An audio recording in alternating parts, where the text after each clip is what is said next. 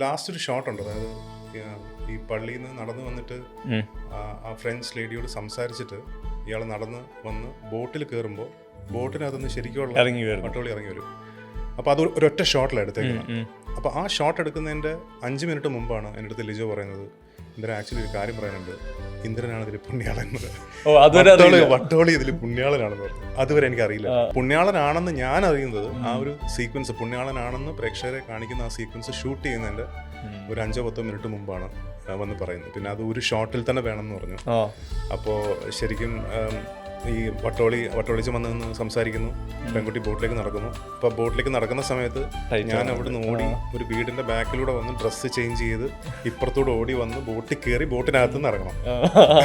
അത് ഒറ്റ ഷോട്ടിലാണ് ചെയ്തത്. പക്ഷെ അത് മൾട്ടിപ്പിൾ ടേക്സ് പോയി. പക്ഷെ അതൊരു എക്സ്പീരിയൻസ് ആയിരുന്നു.